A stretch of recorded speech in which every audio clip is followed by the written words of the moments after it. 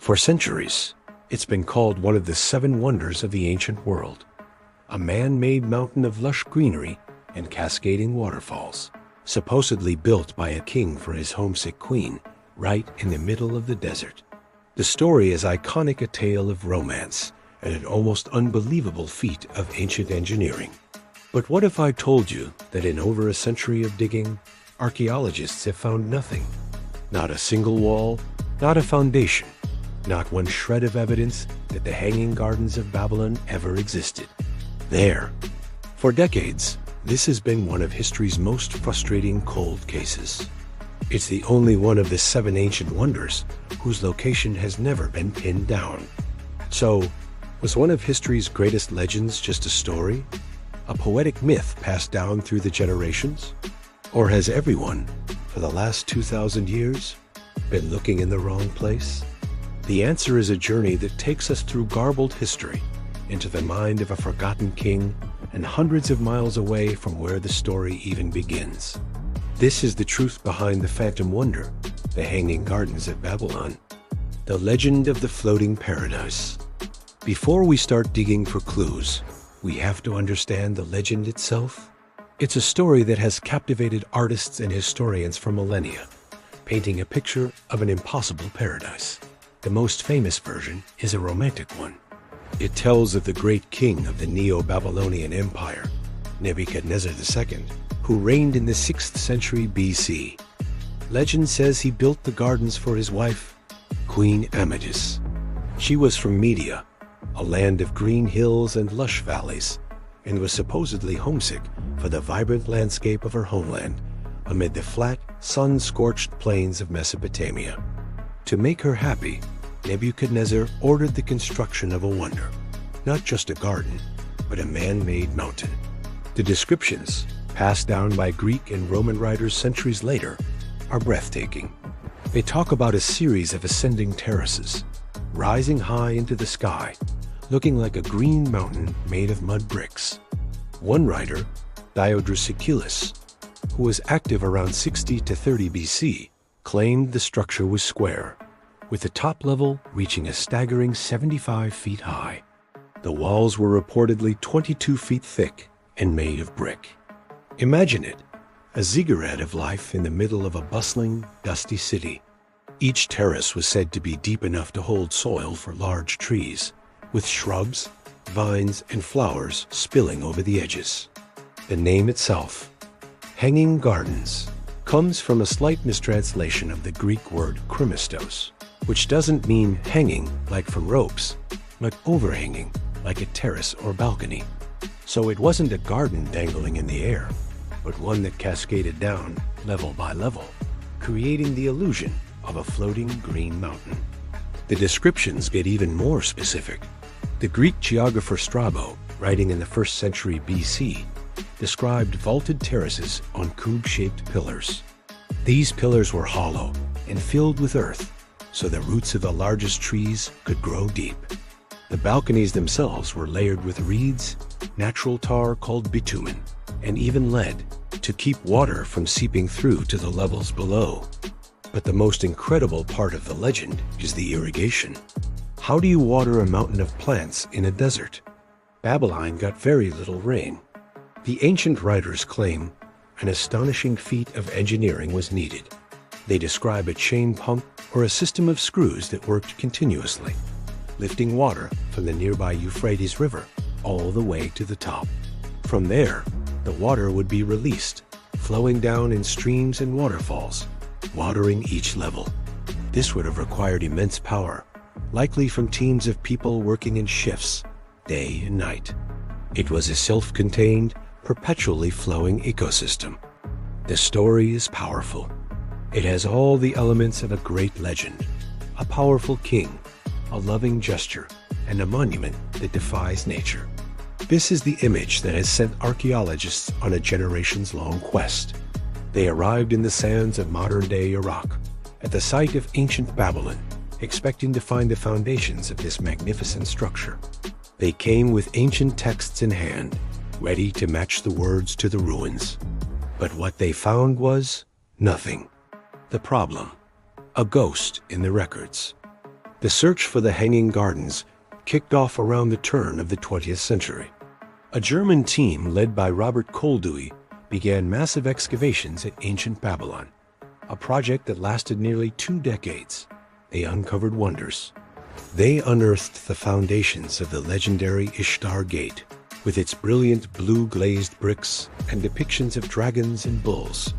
They traced the colossal city walls. They found the ruins of Nebuchadnezzar's grand palace. They found a city of immense power, but they couldn't find the Hanging Gardens. They looked everywhere. Koldewey himself was convinced he'd found it. In the palace's northeastern corner, he uncovered an unusual building with 14 large, vaulted rooms and wells nearby. He theorized this strange, robust foundation had to be the substructure for the gardens. For a while, it was the best guess anyone had, but scholars quickly pointed out problems. It was too far from the river for the described irrigation system to work. And worse, tablets found in the ruins identified the building as a storehouse for grain and oil, not a paradise of trees and flowers. And so the search continued, but every dig came up empty. After more than a century of work at Babylon, not a single definitive trace of the gardens has ever been found. No terraced foundations. No remains of a massive water-lifting system. Nothing. This lack of physical evidence is the first major crack in the legend. But the problem gets deeper. The most damning evidence against the gardens being in Babylon comes not from what archaeologists haven't found, but from what the Babylonians themselves never wrote. Mesopotamian kings, especially Nebuchadnezzar II, were meticulous record keepers. They were also incredible braggarts. Nebuchadnezzar left behind thousands of inscriptions on clay tablets, boasting about his building projects. We have detailed accounts of him rebuilding temples, fortifying city walls, and constructing his palace. For the Ishtar Gate, he declared, "I placed wild bulls and ferocious dragons in the gateways, and thus adorned them with luxurious splendor, so that mankind might gaze on them in wonder." This was a king who documented everything. He turned Babylon into the grandest capital of its time and wanted everyone to know it. And yet, in all of the thousands of Babylonian texts discovered, there is not a single mention of the Hanging Gardens. A project of this scale would have arguably been his greatest achievement. The idea that he would build it and then just fail to mention it is almost inconceivable. It's like finding a biography of Gustav Eiffel that forgets to mention the Eiffel Tower. On top of that, there's no mention of his supposedly beloved wife Amadis, for whom the gardens were allegedly built. While political marriages were common, her name doesn't appear in any known Babylonian records. This doesn't prove she didn't exist, but it erases the romantic motive for the gardens, leaving a big hole in the story. So we have a wonder of the world with no archaeological trace and no mention in its own city's records. This led many scholars to a simple, if disappointing, conclusion. The Hanging Gardens of Babylon were a myth, a poetic creation dreamed up by later Greek writers. For a long time, this seemed like the most logical answer. A beautiful story, but just a story. But then, a third theory emerged, one that suggested the gardens weren't a myth at all. The problem wasn't the story, it was the address. The investigation, a trail of textual breadcrumbs. If the gardens weren't in Babylon, how did the whole world get it wrong? To answer that, we have to become historical detectives and scrutinize our witnesses, the ancient writers who gave us the story. Let's look at the sources. The main descriptions that survive come from 5 writers: Josephus, Diodorus Siculus, Quintus Curtius Rufus, Strabo, and Philo of Byzantium. What's the first thing you notice? They're all Greek or Roman. None are Babylonian. And crucially, none were eyewitnesses. They were all writing centuries after Nebuchadnezzar's reign. They weren't describing something they'd seen. They were reporting something they read or heard. So where did they get their information? The earliest known mention comes from a Babylonian priest named Berossus around 290 BC. He was still writing centuries after Nebuchadnezzar, but he was at least Babylonian. However, his original work is lost. We only know his description because the historian Josephus quoted him almost 400 years later. It is only in this single, quoted passage from Berossus that Nebuchadnezzar is named as the builder. Every other source is vaguer. Diodorus Siculus and Quintus Curtius Rufus, for example, attribute the gardens to a Syrian king. This is a critical clue.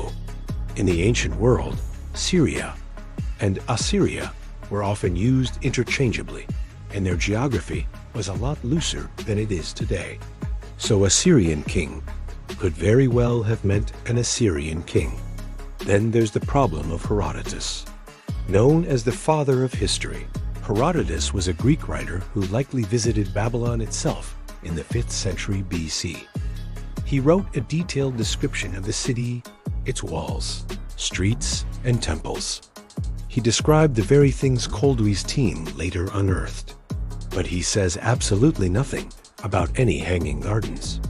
If a 75-foot-tall mountain of trees existed in the city, it seems impossible that a detail-oriented traveler like Herodotus would have just missed it. The textual evidence is a tangled mess. We have one writer, Berossus, quoted centuries later, naming Nebuchadnezzar. We have others pointing to a Syrian king. And we have the most famous historian of the era visiting Babylon and failing to mention them at all. This confusion is what led one scholar to look in a completely different direction, and what she found would rewrite the entire story. We are deep in a historical mystery, peeling back layers of legend and rumor. It's a process of questioning everything we thought we knew. If you're enjoying this journey into the past and want to solve more ancient riddles with us, now would be a great time to subscribe to the channel and hit that notification bell so you don't miss our next investigation. Your support helps us keep digging for these incredible stories. Now, let's get back to the case, because the biggest twist is yet to come. The turning point, a new suspect. For decades, the debate was stuck. Either the gardens were a myth, or they existed in Babylon, and we just couldn't find them. But in the late 20th century, a British Assyriologist from Oxford University named Dr. Stephanie Daly proposed a radical new theory. After spending over 2 decades studying ancient cuneiform texts, she concluded that the gardens did exist. They were real, but everyone had the wrong king, the wrong city, and the wrong river. Daly argued that the legendary Hanging Gardens were not in Babylon at all. They were located 300 miles to the north, in the mighty city of Nineveh, the capital of the rival Assyrian Empire. And they weren't built by Nebuchadnezzar of Babylon. They were built a full century earlier by the ruthless Assyrian king, Sennacherib, who reigned from 704 to 681 BC. This was a bombshell. It went against centuries of received wisdom. How could so many ancient writers get it so wrong? Daly's theory rested on several pillars of evidence: a rereading of ancient texts, compelling archaeological discoveries at Nineveh, and a clever explanation for the geographical mix-up. She argued that historians had been led astray by a handful of Greek and Roman accounts, while ignoring the mountain of evidence hidden in plain sight, carved in stone by the Assyrians themselves. Suddenly, the puzzle pieces started to fit together in a new and startlingly coherent way. The evidence for Nineveh. Dr. Daly's case begins with Sennacherib himself. Unlike Nebuchadnezzar, who never mentions a garden, Sennacherib boasted about his extensively. In his own royal inscriptions, he describes in great detail building a magnificent palace at Nineveh, which he called his palace without a rival. And next to this palace, he created something extraordinary he described as a wonder for all peoples.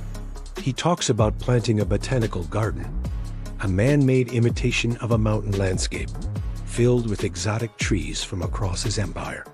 The parallels to the classical descriptions of the Hanging Gardens are striking. But the most compelling piece of textual evidence is Sennacherib's description of his technology.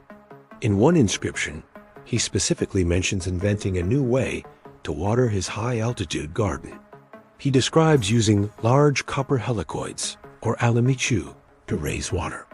This perfectly describes a water-raising screw, a device long attributed to the Greek mathematician Archimedes, who lived 4 centuries later. This invention is a perfect match for the complex irrigation system that Greek writers vaguely described. Sennacherib not only built a garden that fit the description, he documented the exact advanced technology needed to make it work. The second pillar of Dali's theory is the archaeological evidence at Nineveh. While Babylon is flat, the landscape around Nineveh, near modern-day Mosul, is hillier, making a terraced garden more feasible. More importantly, archaeologists have found the remains of Sennacherib's incredible engineering projects. They've found a vast system of canals and aqueducts that stretched for over 50 miles, bringing water from the mountains to the city. One structure is particularly astonishing: a massive aqueduct at Jirwan, built with over 2 million stones and waterproof cement to deliver water to Nineveh. An inscription on it reads, "Sennacherib, king of the world, king of Assyria. Over a great distance, I had a watercourse directed to the environs of Nineveh."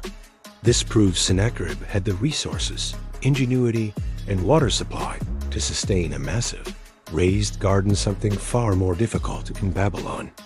Furthermore, art from Nineveh supports the theory.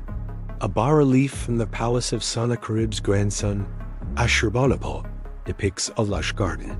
The carving clearly shows trees growing on a raised, colonnaded structure, irrigated by water from an aqueduct. This is a contemporary visual record of exactly the kind of hanging garden the ancient Greeks later described. We don't have to imagine it. The Assyrians showed us what it looked like. This leaves the final question. If the gardens were in Nineveh, why did everyone call them the Hanging Gardens of Babylon? Dali provides a clever answer. In 689 BCE, Sennacherib conquered and completely destroyed the city of Babylon, a longtime rival. After his conquest, he may have begun referring to his own capital, Nineveh, as a new Babylon. The name Babylon itself meant Gate of the Gods, a title of great prestige. By renaming Nineveh's city gates after Babylon's, Sennacherib was engaging in political propaganda. It's plausible that over the centuries, this deliberate confusion of names led later Greek writers, who were already fuzzy on the region's geography, to conflate the two cities. They heard tales of a magnificent garden in a city called Babylon, and simply assumed it was the famous capital on the Euphrates, not the Assyrian capital on the Tigris. The legend became attached to the more famous location, and the true story of Sennacherib's garden was lost to a centuries-old case of mistaken identity. So, were the Hanging Gardens of Babylon ever real? The answer seems to be both no and yes. The legendary gardens of King Nebuchadnezzar, built for his queen in Babylon, probably never existed. There's no archaeological proof, and more damningly, there's a complete silence in Babylonian records where there should be boasting. The story we all know is likely a myth that attached itself to the wrong king and the wrong city. But a magnificent wonder that inspired that legend almost certainly did exist. The case for it being the work of the Assyrian king Sennacherib in his capital city of Nineveh is compelling. It was there, 300 miles north of Babylon, that a king built a palace without a rival, and a garden that was a wonder for all peoples. He used groundbreaking technology to create a man-made mountain of greenery, irrigated by a colossal system of aqueducts. We have his own words describing it, and the archaeological remains of his engineering to back it up. The Hanging Gardens of Babylon were real. They just weren't in Babylon. They were, it seems, the Hanging Gardens of Nineveh. Through a quirk of history, a conqueror's propaganda, and the haze of time, the credit was stolen and the location was moved. The mystery in the end isn't about a phantom garden, but a misplaced one, reminding us that history is often a detective story where the truth can be waiting just a few hundred miles upriver.